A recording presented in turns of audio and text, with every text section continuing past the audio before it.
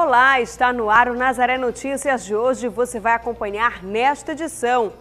Obrigatório nota fiscal na parte externa da encomenda enviada pelos Correios. O Ministério da Saúde estima que 1 em cada 10 brasileiros são obesos. Os cuidados com a maré alta em Belém e Mosqueiro. Janeiro é tempo de refletir sobre a saúde mental. A preparação das escolas de samba para o Carnaval de Belém. Um roteiro pelo Centro Histórico da capital para ressaltar a importância da preservação do patrimônio histórico. E na entrevista de hoje vamos falar sobre febre amarela. Hoje é terça-feira, 16 de janeiro e o Nazaré Notícias já está no ar.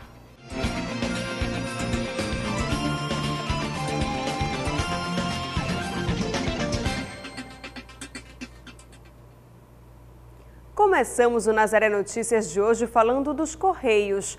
Encomendas sujeitas à tributação a serem enviadas pelos Correios devem apresentar a nota fiscal na parte externa do pacote. A regra, que já era válida, passa a ser obrigatória sem tolerância a partir do próximo mês. Já comprou alguma mercadoria pela internet que foi entregue pelos Correios? Ou já precisou enviar algum produto pelos Correios? Agora, para ambos os casos, é necessário que esteja afixada a nota fiscal ao pacote. Na verdade, para os Correios funciona desde 2004.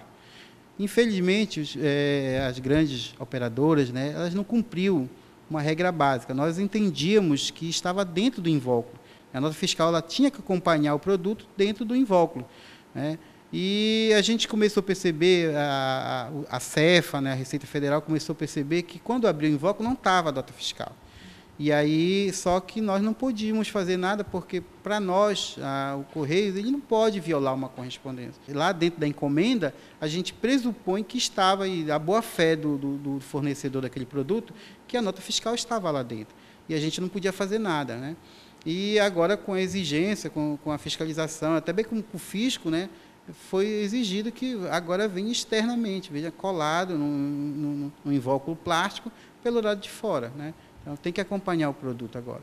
A regra já era exigida para pessoas jurídicas, portanto, como não estava sendo cumprida, os Correios decidiram adotar uma postura mais rigorosa.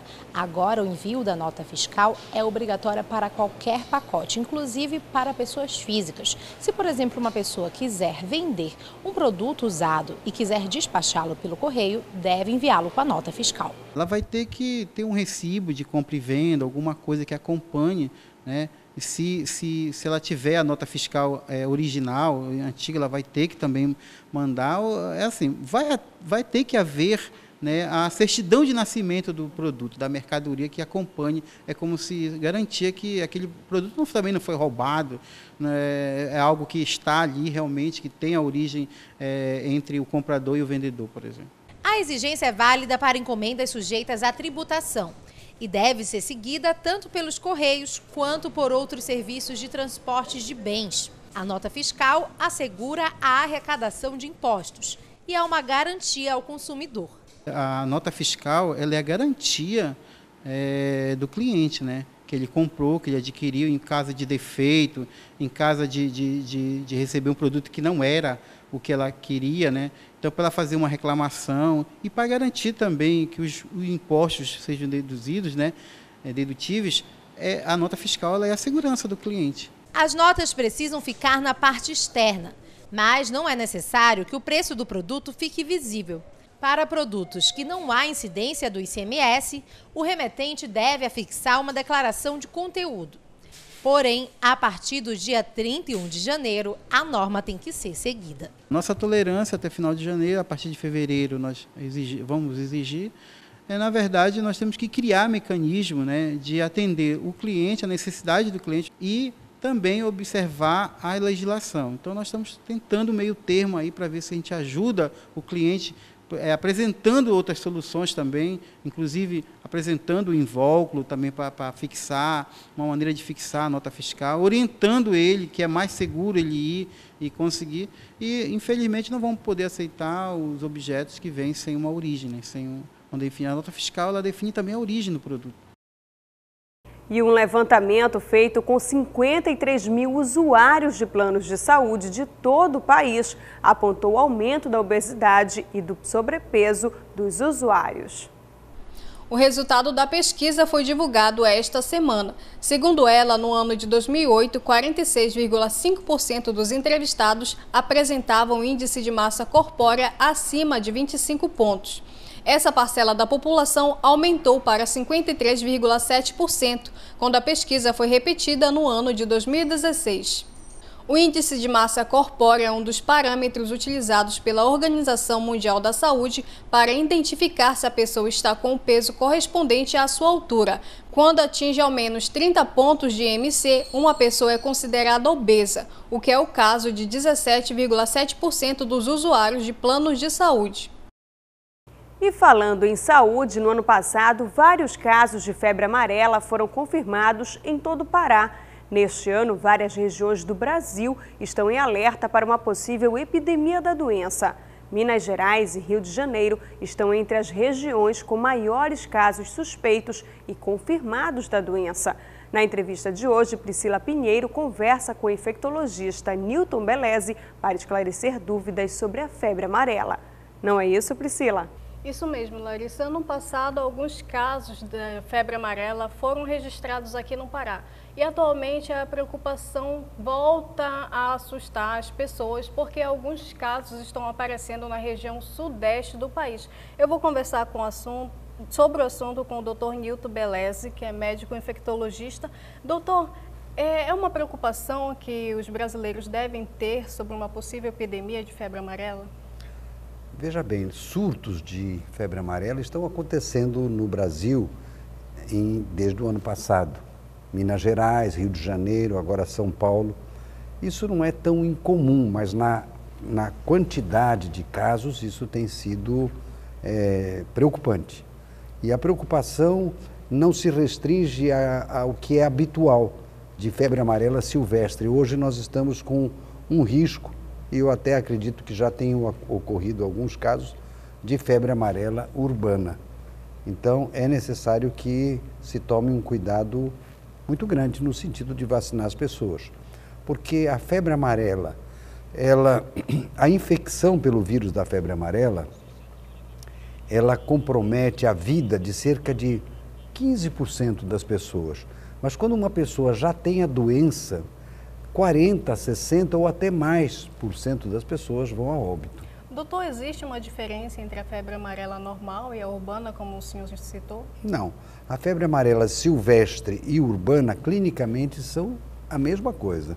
A diferença é só pelo mosquito que faz a transmissão.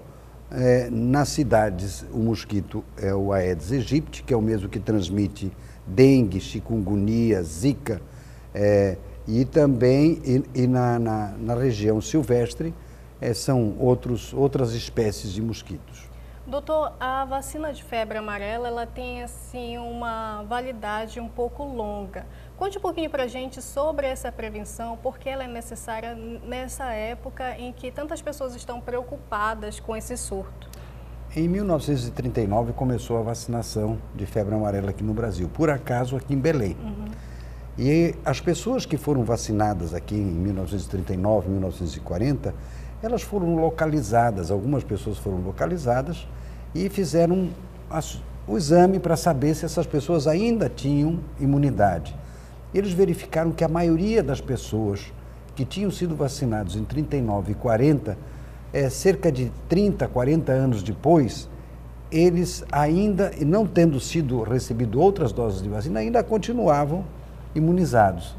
Então, isso começou a ser melhor estudado e no ano passado, ou em 2016 talvez, a Organização Mundial de Saúde estabeleceu que para a proteção bastaria uma dose.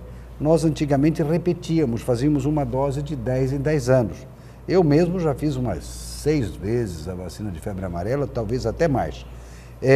Mas hoje uma dose protege cerca de 90% das pessoas. Eu, como infectologista e vacinologista, eu ainda acho que 2 doses seria o ideal durante a vida, porque com 2 doses praticamente 100% das pessoas ficam imunizadas. Doutor, qualquer pessoa pode tomar essa vacina? Existem reações? Não. É uma vacina viva. Então o vírus é vivo, ele é atenuado, ele não produz doença em geral. A vacina é muito segura. Poucos casos de eventos adversos são relatados, de eventos adversos graves são relatados. Portanto, a vacinação deve ser feita na maioria das pessoas. Mas existe um grupo de pessoas que não devem receber, que é o grupo dos imunodeficientes. Pessoas que não têm a capacidade, a resposta imune adequada.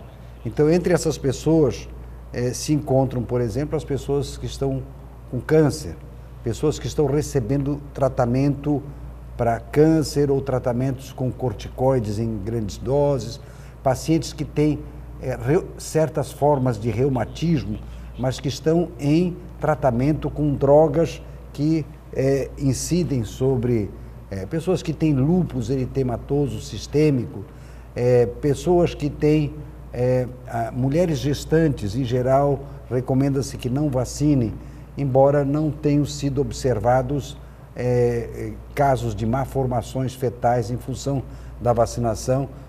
Parece que é segura, mas se prefere não vacinar. Pessoas que são alérgicas a ovo, mas alérgicas a ovo não significa que fez um exame e foi positivo a ovo, isso não tem significado isoladamente. Porque se uma pessoa é alérgica a ovo, mas come pão de massa fina, come biscoito, come um omelete em casa, alguma coisa preparada com ovo, pão feito com ovo, bolos, pudins, essa pessoa pode ser, ela é alérgica a ovo, mas já desenvolveu um mecanismo de compensação que se chama de tolerância imunológica. E essas pessoas podem receber a vacina com muita segurança. O certo é que a vacinação deve ser feita mediante acompanhamento médico, conforme está escrito na bula das vacinas e conforme foi referendado pelo Conselho Federal e pelo Conselho Regional de Medicina. O médico deve estar sempre presente num ambiente onde se faz vacinação e especialmente considerando que certas vacinas podem ocasionar eventos adversos graves e até com risco de vida. Doutor, a Organização Mundial da Saúde ela indicou que algumas vacinas sejam distribuídas fracionadas. O que seria isso? Olha, eu já tenho visto outras situações semelhantes e eu acho isso louvável. Não tem vacina, o mundo não fabrica vacina, não existem indústrias de vacina suficiente para produzir as vacinas que são necessárias para o mundo todo. E doses menores de vacinas, especialmente se elas forem aplicadas por via intradérmica, dentro da pele, da mesma forma como se faz a vacina BCG intradérmica, a resposta imune é muito boa, fantástica. Então, essas pessoas que foram vacinadas com doses, 1/10 da dose da vacina, há 10 anos atrás, continuam, 8 a 10 anos atrás, continuam imunizadas. Existe um trabalho muito interessante que foi feito em Londrina, no Paraná, entre profissionais de saúde, o Dr. Baldi, que acompanhou esse trabalho, pessoas que não responderam à vacinação para a hepatite B, através da vacinação intramuscular, com uma dose 1/5 menor, quer dizer, 1/5 da dose que se usa para fazer a vacinação para a hepatite B, foi usada em injeção intradérmica e a maioria dos profissionais de saúde que não tinham respondido à vacinação comum, responderam à vacinação em pequena dose. Portanto, eu acho muito conveniente e que as pessoas não tenham medo. Eu acredito que as pessoas que fizeram a vacina, que estão recebendo a dose fracionada, elas não vão ter a mesma proteção que a vacina em uma dose maior. A nossa entrevista está acabando e você pode sugerir temas para nossas reportagens no nosso número no WhatsApp. Doutor, as pessoas que começam a apresentar sintomas, o que o senhor deixa de dica, de orientação para que elas procurem logo um tratamento? Veja bem, os sintomas iniciais de febre amarela são semelhantes ao de outras viroses. Mal-estar, febre.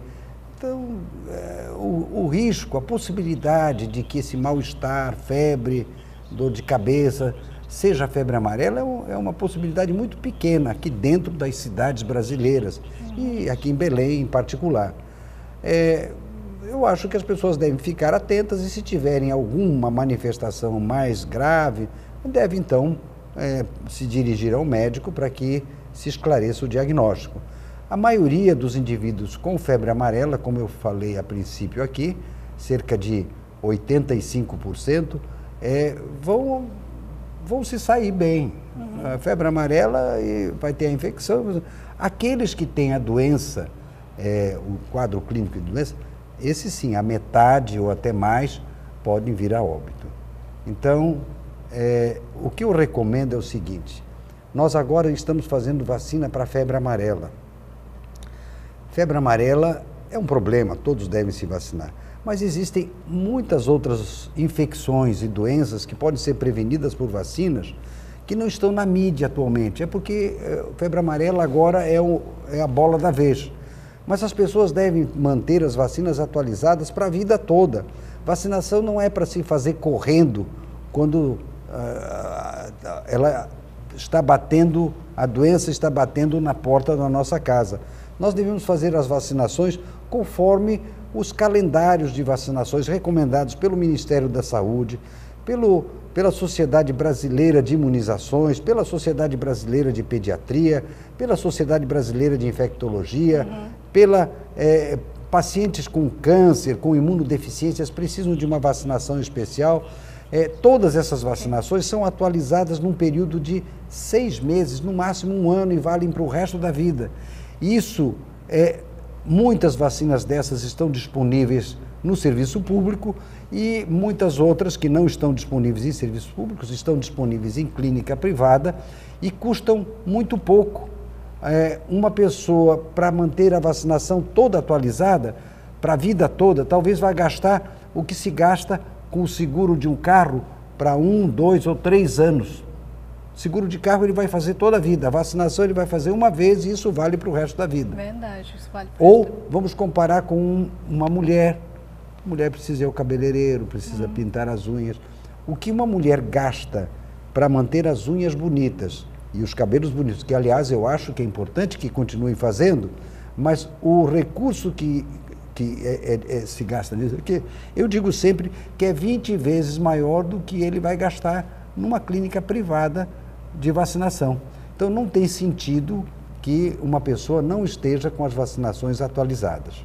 Doutor Nilton, muito obrigada pela sua participação. Nós encerramos aqui a nossa entrevista. Se você tiver dúvidas ou quiser mais orientações, entre em contato com a gente pelo nosso WhatsApp. O número é 8802-3444. Larissa, eu volto com você. Obrigada, Priscila. Obrigada, doutor Nilton Beleze. E indígenas do Acre e de Rondônia aguardam ansiosos para o encontro com o Papa Francisco durante sua visita ao Peru. O país faz fronteira com o Acre e na cidade de Puerto Maldonado, a visita ocorre nesta sexta-feira e vai ser uma oportunidade para os indígenas brasileiros se encontrarem com o Santo Padre. Ao todo, mais de 100 pessoas das comunidades indígenas dos 2 estados devem participar de um almoço com os índios acreanos e rondonienses. Os indígenas estão preparando um documento para entregar ao pontífice. A intenção é alertar o Papa para o aumento no número de suicídio entre alguns povos indígenas da região. E começa a segunda fase do primeiro período de defesa do caranguejo-çá amanhã. Foi definido por instrução normativa do governo federal em 2018 que o defeso ocorre em 6 semanas não consecutivas ao longo dos próximos 3 meses. Mayra Leal tem mais informações. Larissa, neste período está proibido comercializar, industrializar, beneficiar e transportar a espécie de caranguejo-çá. A proibição é válida aqui no Pará e nos estados do Nordeste. O defeso do caranguejo ocorre no período em que estes animais estão se reproduzindo. Esta segunda fase vai até o dia 22 de janeiro. Mayra Leal para o Nazaré Notícias. As inscrições para o programa Universidade para Todos do primeiro semestre deste ano estarão abertas a partir do dia 6 de fevereiro. A inscrição deve ser feita exclusivamente pela internet até o dia 9 do mesmo mês. O resultado desta primeira chamada será divulgado no dia 14 de fevereiro e o da segunda no dia 2 de março. O programa seleciona estudantes para receber bolsas de estudos integrais e parciais em instituições particulares de ensino superior com base na nota do Enem. Podem se inscrever no programa os candidatos que não tenham diploma de curso superior e tenham feito prova do Exame Nacional do Ensino Médio no ano passado e obtido no mínimo 450 pontos. Outra condição para participar do ProUni é não ter obtido nota 0 na redação do exame. Poderá concorrer a uma bolsa integral quem tiver renda familiar bruta mensal de um salário mínimo e meio. Para se inscrever para as bolsas parciais, a renda familiar bruta mensal deve ser de até 3 salários mínimos. O período de fortes chuvas já começou em nossa região. O chamado inverno amazônico também é um tempo propício para a maré alta. A Defesa Civil está orientando a população de Belém, Mosqueiro e outras localidades sobre os cuidados necessários neste período. O final e início do ano na capital paraense são, em grande parte, com muitas chuvas. A maré alta também faz parte da realidade dos moradores. Bom, além de monitorar os níveis de maré, como estamos fazendo desde o ano passado, nós também estamos fazendo as campanhas. Essas campanhas começaram no Ver o Peso, mas já estão se expandindo. Já fizemos em Mosqueiro, vamos fazer em todos os balneários, vamos fazer também aqueles bairros que já têm registro de alagamento. A Defesa Civil está orientando a população para os perigos dessa época. Primeiro, usando as ferramentas de comunicação para que elas saibam o dia e o horário dessa maré alta e possam se precaver, possam mudar um pouco a rotina se necessário. Também fazendo as campanhas e também sugerindo que essas pessoas não tomem banho nesses horários de maré alta, assim como também não parem para assistir o fenômeno em alguns locais que são arriscados e possam estar sempre atentos com o nível de maré e também com as fortes chuvas. E caso de alagamento ou algum risco, que procure o bombeiro 193. Com a chegada do inverno amazônico, vem também a preocupação com a maré alta. A orientação da Defesa Civil é que as pessoas fiquem atentas aos dias e horários dos fenômenos para evitar prejuízos. Dependendo do nível de maré, juntamente com as fortes chuvas, a gente pode ter alagamento um pouco maior do que o esperado.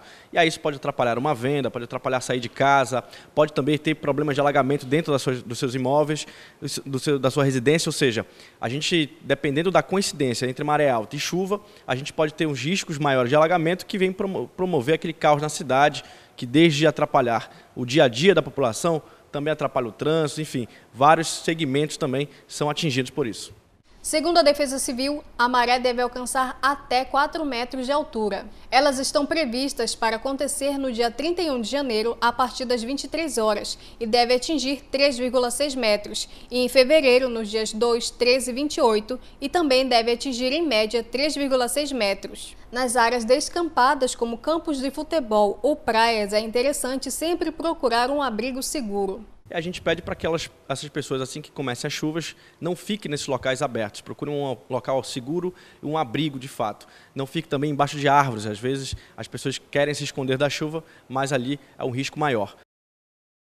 E vamos acompanhar agora a previsão do tempo para esta quarta-feira em alguns municípios da Amazônia.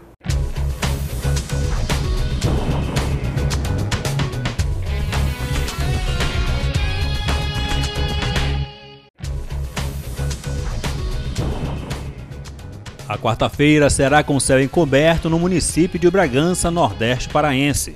Essa previsão deve se manter firme até o sábado, quando estão previstas pancadas de chuva a qualquer hora do dia.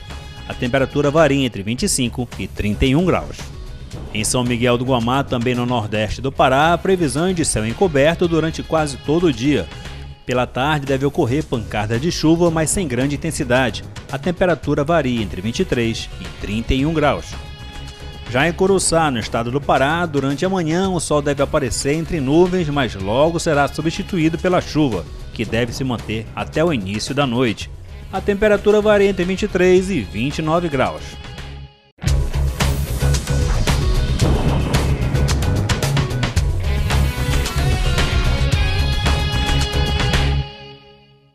O número de assaltos em transportes da frota urbana e interurbana, que inclui as rotas de Macapá e Santana, tem preocupado e deixado em alerta o Sindicato das Empresas de Transporte de Passageiros do Amapá.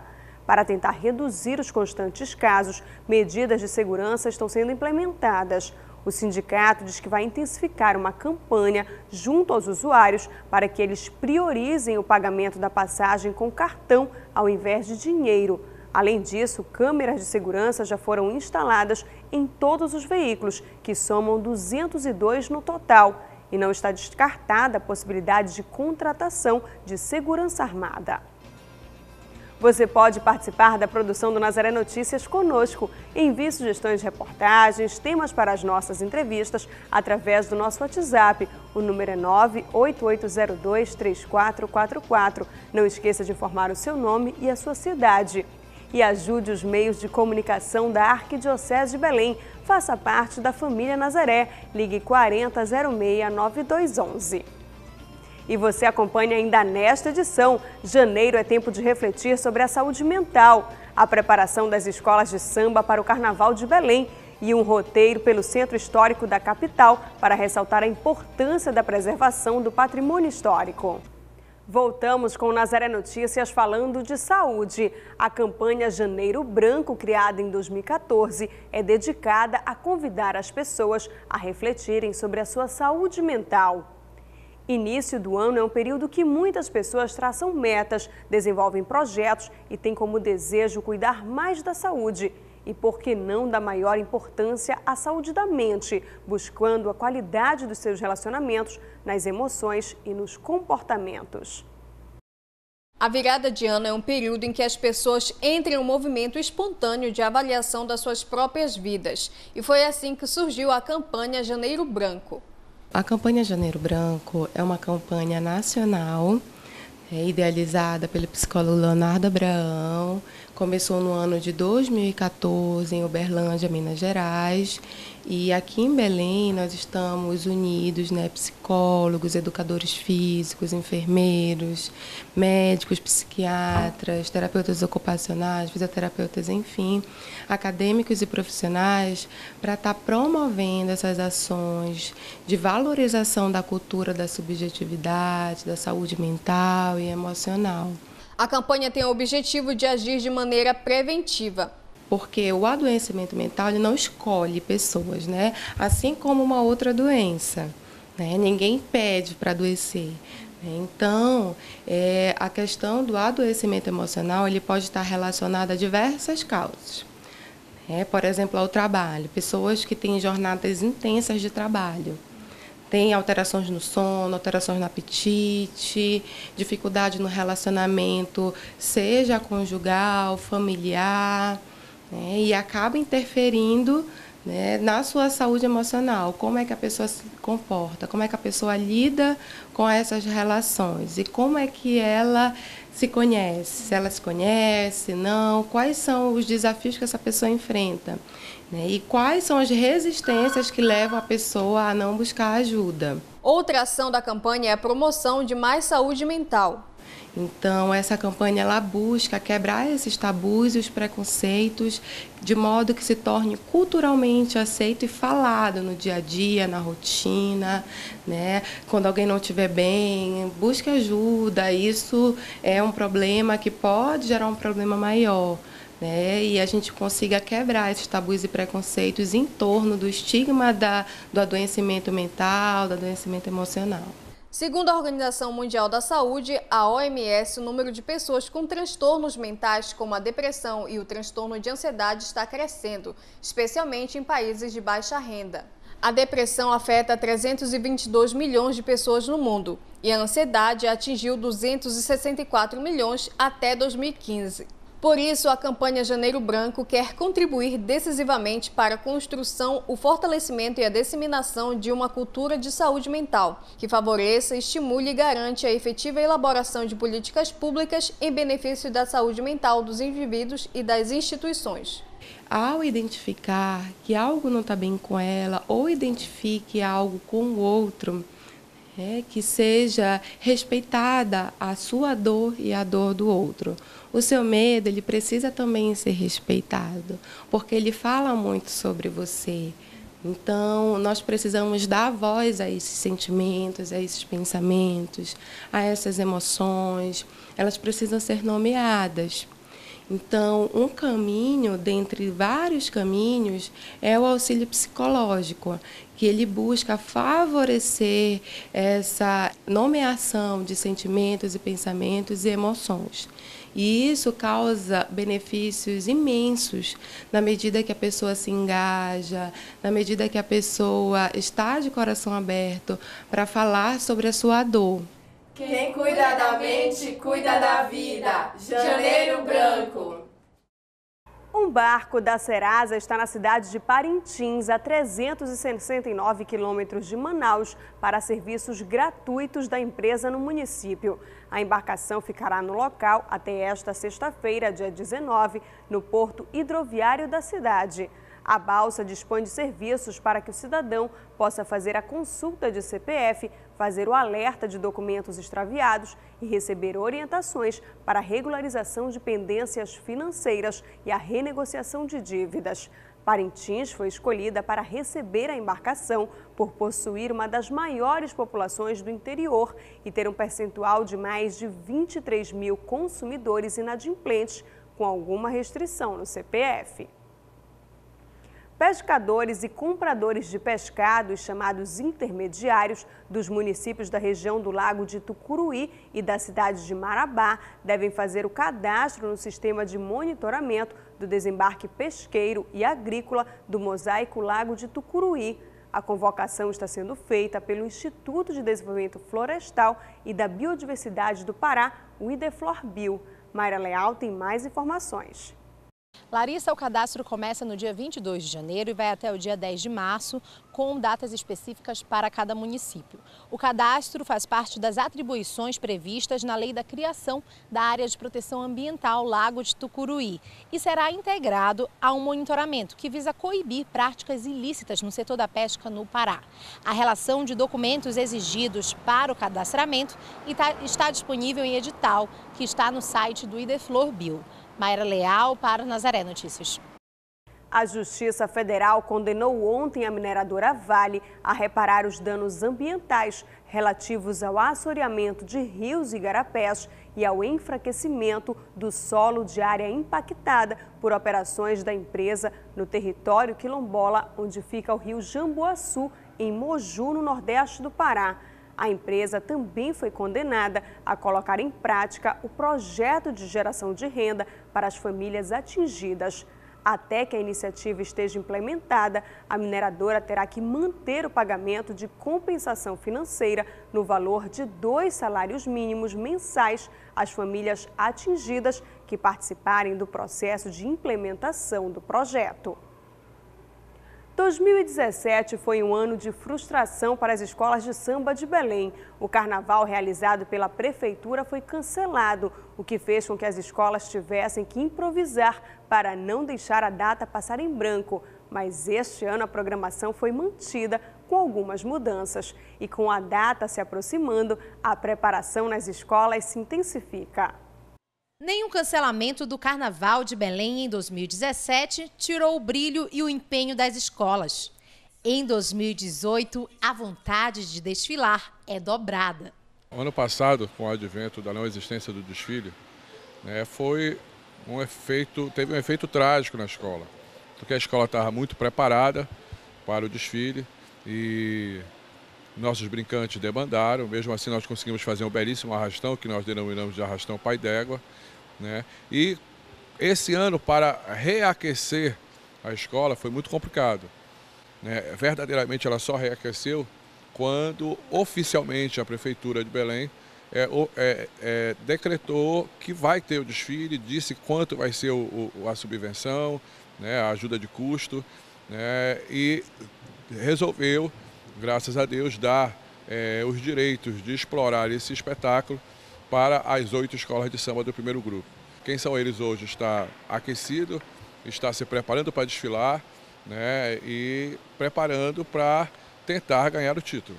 Do bairro do Marizal, a escola de samba Quem São Eles está em plena preparação para o grande dia. Será a quinta a desfilar no dia 3 de fevereiro. E neste ano, com o enredo De Belém a Bragança, Maria Fumaça e Zé Trilho viajam nas asas da imaginação com a Águia do Quenzão. O tema do samba Quem São Eles é o mesmo tema do ano passado, né? Nós estamos falando sobre a Estrada de Ferro Belém-Bragança, né, sobre a história dessa Estrada de Ferro, sobre como ela surgiu, sobre como ela acabou, por que ela acabou, qual o efeito dela ter acabado na nossa região, né? E é basicamente isso, tudo isso linkado em uma grande história de amor entre Maria Fumaça e Zé Trilho. São meses de preparação de um trabalho intenso para dar o melhor na avenida. Mas quem disse que é desagradável? O cansaço é pequenino perto do amor pela escola. A gente já está trabalhando 12 meses aqui dentro da escola, tanto que a gente dorme e mora aqui. É 24 horas, 48 horas, a gente só sai daqui quando a escola sai para a rua já. Entendeu? A gente traz tudo para cá que é necessário e a gente tem um amparo da tia Lourdes, que faz o nosso café, nosso almoço, a nossa janta. E o presidente não deixa faltar nada para a gente também, é muito bom. Neste ano, o concurso oficial das agremiações carnavalescas de Belém não será realizado na aldeia amazônica Davi Miguel, a aldeia Cabana. A programação será na Avenida Marechal Hermes, o que para o presidente do Quem São Eles é uma vitória para as escolas. A nossa tentativa é de melhora e essa mudança surge em função de uma vitória das escolas de samba de conquistar o direito de explorar esse espaço que nós vamos desfilar, né? Nós vamos estar com ingressos vendidos a preço popular, nós vamos estar com toda a parte comercial de alimentação, de bebidas, também atreladas ao nosso trabalho, para que tudo arrecadado nesse dia, né, patrocinadores e etc., possa ajudar a construção do espetáculo. O Quem São Eles está em busca do 23º título, uma espera que já dura 20 anos. Levará para a avenida mais de 1.200 brincantes, porém o número de pessoas envolvidas é muito maior, num esforço coletivo pela Escola do Coração. Para mim é gratificante, muito bom mesmo.